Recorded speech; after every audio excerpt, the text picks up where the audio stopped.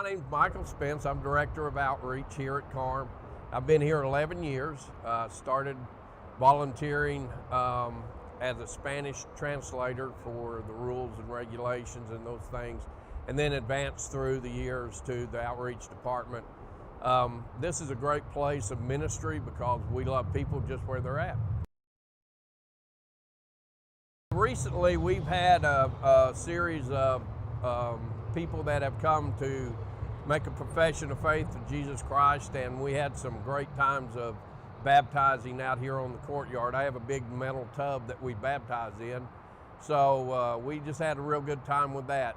A lot of people out here find this a great place to be because it's a safe place and they're accepted. Everybody's accepted out here for who they are. We're in the Crossroads Welcome Center now. For many of our guests, the Crossroads Welcome Center is the first place that they might find themselves when entering KARM. It may be someone who's just receiving services here for the first time. It may be someone who's homeless for the very first time. They may need a Social Security card or a birth certificate or some other form of identification that they don't have. This is a great space that they can come in, and volunteers and staff people navigate that process and get whatever documentation that it is. And learning all of the important information about an individual who's going to engage in services or spend the night here for the first time. This is where we serve all of our meals at KARM. We serve meals 3 times a day, 7 days a week, 365 days a year. Breakfast, lunch, and dinner. We serve between 800 and 1,000 meals a day. We have folks in the kitchen that are preparing meals from bright and early in the morning to late in the evenings, and volunteers who come and are a part of that process on the serving line as well. We have folks in the community who make donations that are significant for us as we're able to serve meals. One particular story that I think about, a great community partner kind of story, is there was a gentleman in our community that is a farmer, and he grew corn. So he opened up his farm to us, and we showed up with several trucks and lots of folks to work, and were able to harvest the corn out of that farm and use it for several weeks and months to make sure that we had some fresh corn for our guests. Many nights the dorm room is almost completely full. It's a space for our guests to come and get out of the elements, whatever they may be, whether it's extremely cold outside or warm, or folks just need a place to come in from outside and rest. There are a number of things that happen in this space. When guests come up, they're given the opportunity to take a shower, and most all take that opportunity. They're also provided with bed linens that they then bring and make their beds up for the evening. I was working the overnight shift one night, and I remember sitting and thinking, there are lots of people sleeping in this space, but I wonder how many people are resting in this space. And so that became important for me as I thought about our guests as they come up to Samaritan Place, that it not just be a place where they can go to sleep for the night. Perhaps it's a place that they can find rest as well.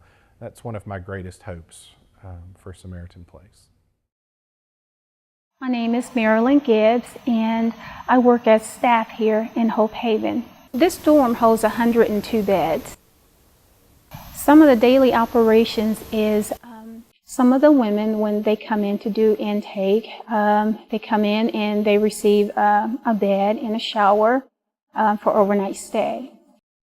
Here at KARM, we have a lot of ladies that come through our doors. They are DV guests, and we work hand in hand with Serenity to accommodate them so they can have a safe haven. I work with a young lady by the name of Christy, and Christy was here for about 2 years. And she was able to get employment and housing, and she came back to KARM to speak directly to me. And at that moment, she informed me that she wanted to accept the Lord and Jesus Christ right then and there. So I had the opportunity to stand by and witness that for her. So that brought me a lot of joy.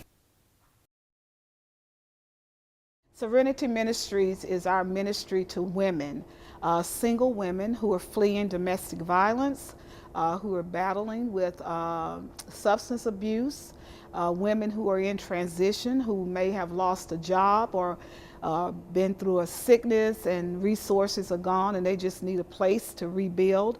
And so those are the women that we serve at Serenity. Also on the other side, our service is to families who are also in crisis. I want to tell you a story about one of our ladies. Her name is Joy. Joy came to us in 2013. Joy's fiance committed suicide. She was addicted to drugs and just really hopeless. She'd been in that environment for about 19 years. So when Joy came to Serenity, it took a while to get her started because she didn't believe in herself. And so she would sit on the porch and just sit. And so after a while, just really engaging her, building that relationship with her, I can tell you today that Joy has gone back to school. She's a student at Pellissippi. She's presently employed with Kroger. God has restored her family life, her father, stepmother, and her children, and she's very excited about life. Launch Point is a program that we have at KARM that is a 4-week-long program that's designed to help move folks forward, ultimately towards restoration. And so around the room on the walls, you can see these large Post-it notes that are on the walls. And for many folks, this is the beginning of their life plan, where they write down a vision statement and some goals and some action steps. And then by the end of the 4-week class, there's a graduation ceremony where each of the guests gets up and shares their life plan and their vision for the future with the rest of the community. And what a blessing that is to see folks come out of this program and begin to move towards restoration. We also look for launch coaches, folks that follow you after you have graduated the Launch Point program and are working towards your life plan, folks that can help you move along in that process. The bridge is just for men. We have a capacity of about 35 beds right now. You have to be a Launch Point graduate with clear goals and a life plan of how you want to move forward with your life out of homelessness and back in the community. Instead of sleeping with over 200 men in a bunk area, they're in a private room with no more than 2 to 4 men. We have life groups where we do both Bible study as well as check-in and accountability related to their life plan, as well as we have care coordination that we meet with them at least every 2 weeks to see how they're doing, following up with their plan. And then we also have other volunteers that are up here in support and encouragement. So we try to build a strong community of men that are still moving forward, have clarity and focus, and their goal is to move out of homelessness. Let me talk about Mark. When he started Launch Point, he was on a walker. He had kind of lost his housing with his mom, physically struggling, and was coming out of alcoholism. We moved up into the bridge after that. Mark began to pursue disability, but he also was offered a job, and Mark took that job. Within a few months, you saw Mark not walking with his walker. Mark is just an amazing story of coming into KARM in both physical, spiritual, and emotional brokenness.